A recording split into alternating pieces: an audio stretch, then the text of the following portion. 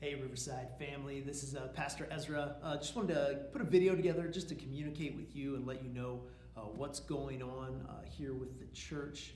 Our elders from Riverside had just gathered actually this afternoon to talk about plans going forward and ways to just be safe and wise in light of the coronavirus and the things that are happening in our country right now.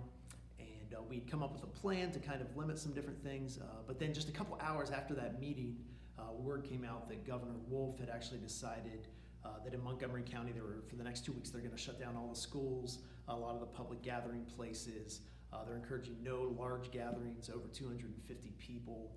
And we really just feel as a church that the wisest thing in light of all of that is to just rethink how we're going to gather together over the next couple of weeks. And so our plan at this point is not to have a gathered Sunday service this Sunday or the following Sunday. Rather, we're going to make a message available to you. It'll be on our YouTube channel. We'll upload it on Sunday morning. You'll get an email with a link and a way to access that. We encourage you to get on, listen. We'll find some creative ways to do worship. I want to just encourage you that this is an opportunity to really see that the church is not a building. The church is not a Sunday gathering. The church is the people. It's us. It's the people of God that are gathered here. And this is a huge opportunity for us to be the church to one another, to really care for one another, reach out. I encourage you, be proactive in this season.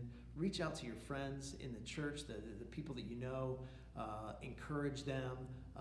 Use this as an opportunity to do if you're going to have time on your hands, do an online Bible study together. Get on FaceTime, get on Facebook Live. You can find different ways to connect with one another, and also obviously be looking out for your neighbors. And this is an incredible opportunity to show the love of Jesus and the peace of Jesus to people in a really anxious situation. I often will go to Philippians chapter 4, verse 4 and following in this time, and I would encourage you over the next couple weeks, this would be a good passage to meditate on, to memorize, just to allow to guide your heart through this season. And listen to the words that it says here. It says, Philippians 4:4, rejoice in the Lord always. Again, I will say rejoice. In the midst of whatever's happening, that we can have a joy, not because we're oblivious to the situation, not because we're downplaying, but because we're aware of the greater reality of what Jesus has done for us. We know the security that we have with them. We know that the peace in our hearts and the peace that we have with God because of what Jesus has done for us. And because of that, we can rejoice. It says, let your reasonableness be known to everyone. The Lord is at hand. Do not be anxious about anything, but in everything, by prayer and supplication with thanksgiving, let your requests be made known to God.